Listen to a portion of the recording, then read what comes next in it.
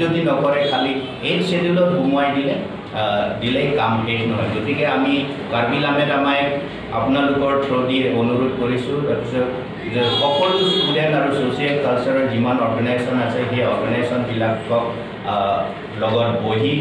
এই চিৰিয়াছ বিষয়টোৰ ওপৰত এটা ফাইনেল ডিচিশ্যন লোৱা অলৰেডি ফাইনেল, কিন্তু এই যিবিলাক কনফিউজন আছে সেই কনফিউজনটো আঁতৰাব লাগে।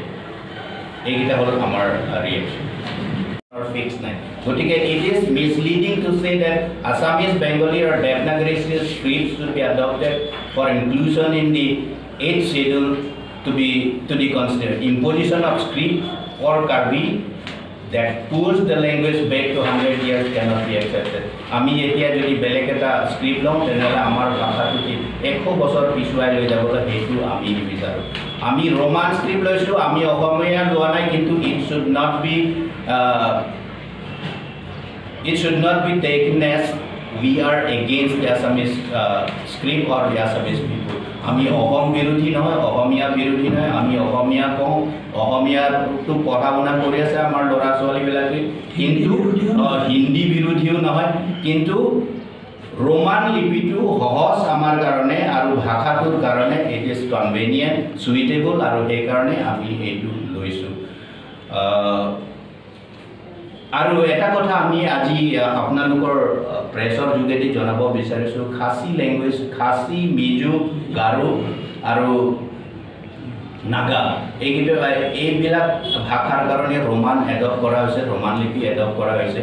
আৰু খাচী ভাষাটো এতিয়া ইউনেস্কোৰ যিটো scale of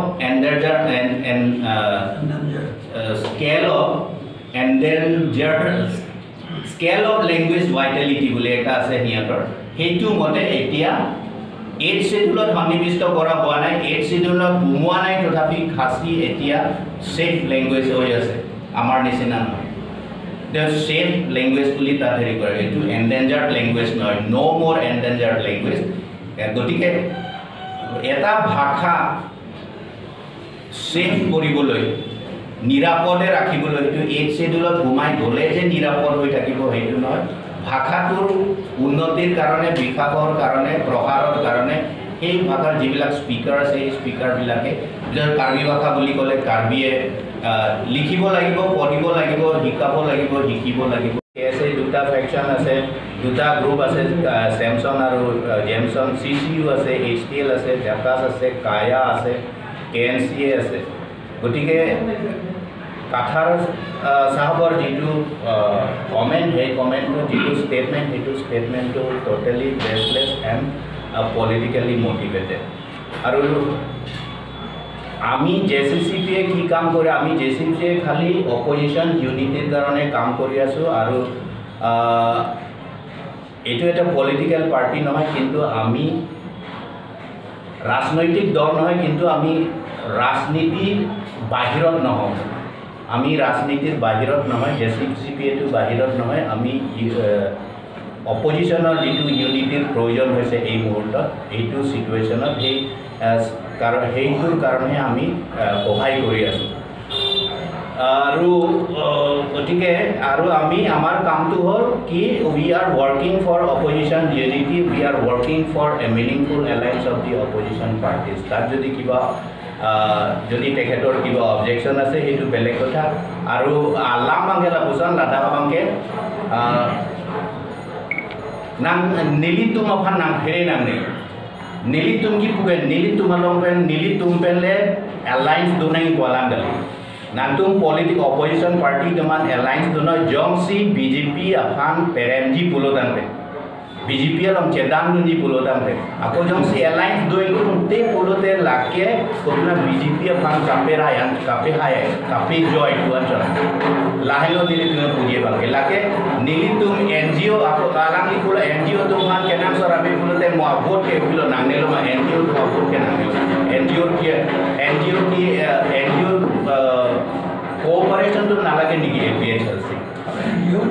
aru NGO noy aru tekhete ejon IAS retired officer ase NGO meaning ki NGO bulile kakuje hetu jona uchi কিছুমান সিচুৱেশ্যন ডেভেলপ হৈছে, সেই ডেভেলপমেণ্টৰ পৰা আমি ক্লোজলি অবজাৰ্ভ কৰি আছোঁ। আৰু এতিয়া সেই চিটুৱেশ্যনবোৰৰ ওপৰত আমি আমাৰ বক্তব্য যিটো ৰিয়েকশ্যন প্ৰতিক্ৰিয়াটো সেই প্ৰতিক্ৰিয়াটো আমি ৰাখিব বিচাৰিছোঁ গতিকে প্ৰথমটো হ'ল জেআই কাথাৰৰ যিটো NGO কমেণ্ট এই NGO কমেণ্টৰ ওপৰত আমাৰ মতলবটো আমাৰ প্ৰতিক্ৰিয়াটো এনেধৰণৰ হ'ব JSCC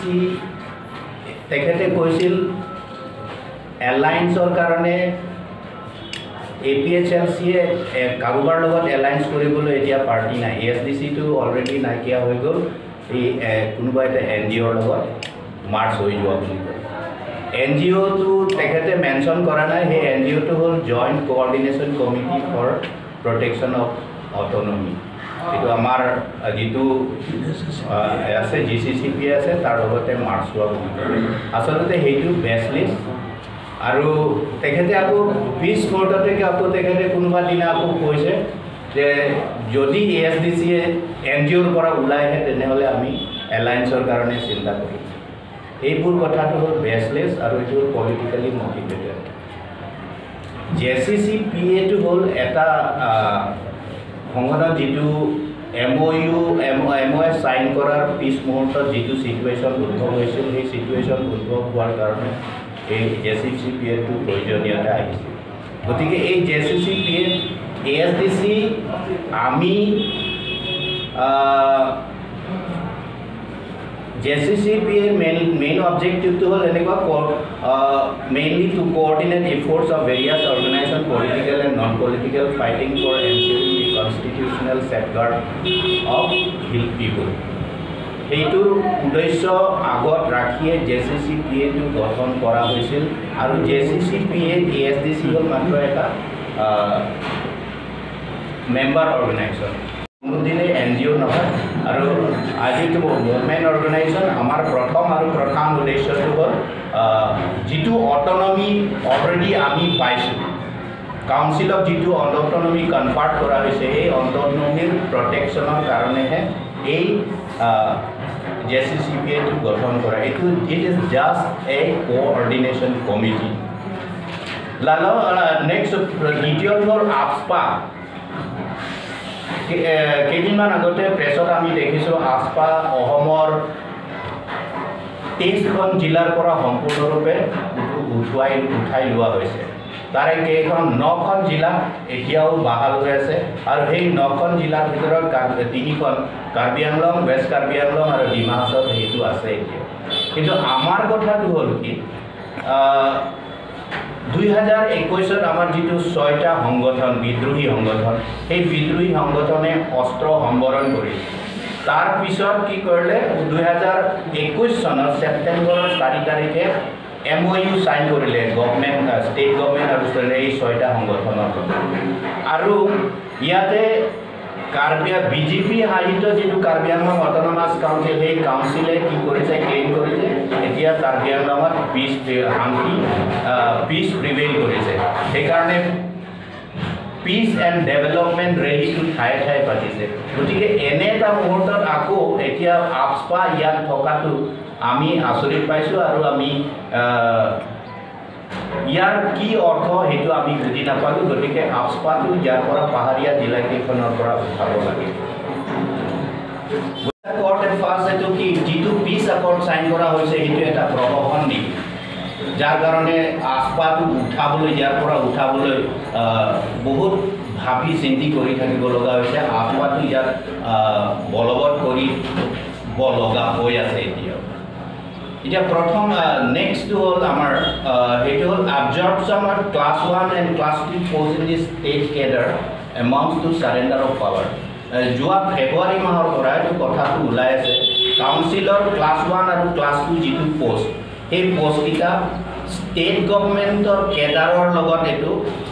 absorb কৰা হ'ব তাতে সোমোৱাই দিব গতিকে এইটো আমাৰ যিটো in our humble opinion the proposal amounts to surrender of power যে ক্ষমতা ঘূৰাই দিয়াৰ সমান হয় আমাৰ মতে গতিকে it would adversely affect not only the autonomy and functioning of the autonomous council but also the very foundation of autonomous state the Hill people are demanding for since 1986 যদি এনেকৈ যদি পাৱাৰবিলাক ঘূৰাই পঠাই থাকে তেনেহ'লে কাউন্সিলটো গৈ এদিন কি হ'ব এইটো জিলা পৰিষদ পঞ্চায়তৰ নিচিনা হ'ব আৰু আমি কাৰ্বি আংলঙৰ একো পাহাৰীয়া ৰাইজে যিটো অট'নমাছ ষ্টেট বিচাৰি আছে সেই অট'নমাছ ষ্টেটৰ বিচাৰ যিটো বেচিছ সেই বেচিছটো নাইকিয়া কৰি দিব গতিকে আমি আমাৰ CM মহোদয়ক আমি অনুৰোধ কৰিছোঁ আপিল কৰিছোঁ তেখেতে এই কথাটো পুনৰ বিবেচনা কৰিবলৈ আৰু যদি এনেকুৱা প্ৰপ'জেল আছে তেনেহ'লে ডিটেইলছটো ৰাজহুৱা কৰিব লাগে তাত অপেন ডিবেট হ'ব লাগে আৰু ইয়াৰ উপৰিও কাউন্সিলে কি কৰিব লাগে council should take austerity measures and concentrate on revenue generation যদি ফাইনেন্সিয়েল কণ্ডিশ্যনৰ কাৰণে যদি এইকেইটা পোষ্ট ষ্টেট গভৰ্ণমেণ্টৰ ওচৰতে চাৰেণ্ডাৰ কৰিব লগা হৈছে তেনেহ'লে কাউন্সিলে কিছুমান অস্টেৰিটি মেজাৰ ল'ব লাগিব আৰু নিজৰ ৰেভিনিউটো জেনেৰেট কৰিবলৈ তাত কনচেনট্ৰেট কৰিব লাগিব এনে এৰি দিলে এৰি দিয়াটো নিবিচাৰোঁ আমি গতিকে কাউন্সিলে ইয়াতে ফাৰ্ম ডিচিশ্যন ল'ব লাগিব আৰু সেই ডিচিশ্যনৰ মতে তেওঁলোক আগবাঢ়ি যাব লাগে government Assam government not only Assam government but also' to the Meghalaya government এইটো কাউন্সিলে সেই কথাটো নিজৰ যিটো ষ্টেণ্ড সেই ষ্টেণ্ডটো ক্লিয়াৰ কৰি দিব লাগে তাৰপিছত imposition of script for Karbi can not be accepted যেনে কাৰ্বিৰ কাৰণে কাৰ্বি নিজা হেৰি নাই লিপি নাই আৰু এইটো সঁচা যে সকলো ভাষাৰে নিজা নিজা লিপি থাকিব লাগে বুলি কোনো ধৰা বন্ধা নিয়ম নাই ৱেষ্টাৰ্ণ ইউৰোপৰ যিমান ডাঙৰ ডাঙৰ ভাষা আছে যিবিলাক আছে ভাষা আছে সেই সকলোৰো তাৰমানে নিজা লিপি নাই এতিয়া ৰোমান লিপি গ্ৰহণ কৰিছে আমি এটা সময়ত অসমীয়া লিপি লৈছিলোঁ কিন্তু অসমীয়া লিপিটো আমাৰ কাৰণে চুইটেবল নহয় সেইটো পিছত বেলেগ ঠাইত আমি আলোচনা কৰিম কিন্তু হেৰি নহয় কিন্তু আৰু ইয়াৰ আগতে আমাৰ মুখ্যমন্ত্ৰী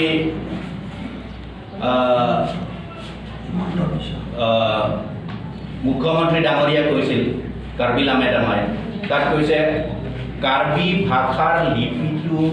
অসমীয়া হ'ব লাগিব নহ'লে বঙালী হ'ব লাগিব নহ'লে দেৱনাগৰী হ'ব লাগিব আৰু সেইটো নহ'লে ৰোমান স্ক্ৰিপ্ট ল'লে কাৰ্বি ভাষা কোনোদিনে কেতিয়াও এইটো 8 শ্বেডিউলত সন্নিৱিষ্ট কৰা নহ'ব আৰু এইখিনিতে আমি ক'ব বিচাৰোঁ আমাৰ এটা ৰেকৰ্ড আছে আমি পাইছোঁ এইটো 2021 চনৰ 11 আগষ্টত ৰাজ্যসভাৰ এটা আনষ্টাৰ্ড কুৱেশ্যন আছিল 2613 তাত ৰিপ্লাই দিছে এইটো কি Nityananda Rai minister of state home affairs সেই উত্তৰত তেখেতে কৈছিল at present there are no' fix criteria for any language to be considered for inclusion in the 8th schedule যিকোনো এটা ভাষা 8th শ্বেডিউলত সন্নিৱিষ্ট কৰিবলৈ কি কি ক্ৰাইটেৰিয়া হ'ল যিটো বৰ্ডাৰ ইছ্যুটো হ'ল এনেকুৱা মেমৰেণ্ডাম অফ আণ্ডাৰষ্টেণ্ডিং এইটো আমি সকলোৱে জানো memorandum of understanding has been sign agreeing to resolve Assam Meghalaya border dispute at 6 of the 12 disputed location in the spirit of give and take ইয়াৰ পিছৰ যিটো 6টা এৰিয়া হ'ব সেই 6টা এৰিয়াৰ ভিতৰত ব্লক 1 আৰু ব্লক 2 আছে ব্লক 1 আৰু ব্লক 2 কৰে কিন্তু আমাৰ কথাটো হ'ল the give and take approach cannot be taken while considering Meghalaya's claim on block 1 and block 2 মেঘালয়ে ক্লেইমহে কৰিছে গতিকে এইটো যেতিয়া ক্লেইম কৰিব গিভ এণ্ড টেকটো ইয়াত সেই যিটো এপ্ৰ'চ সেই এপ্ৰ'চটো ইয়াত ল'ব নোৱাৰিব লোৱাটো আমি নামানো কিয়নো west Karbi Anglong has no area to give to and take from Meghalaya. Therefore, status quo ante as in 1951 should be maintained along the border. 1951 jitu border notification dia hoise notify kora ase heitu bahal rakhibo lagibo aru hei mode thakibo lagibo commission কিয়নো সেই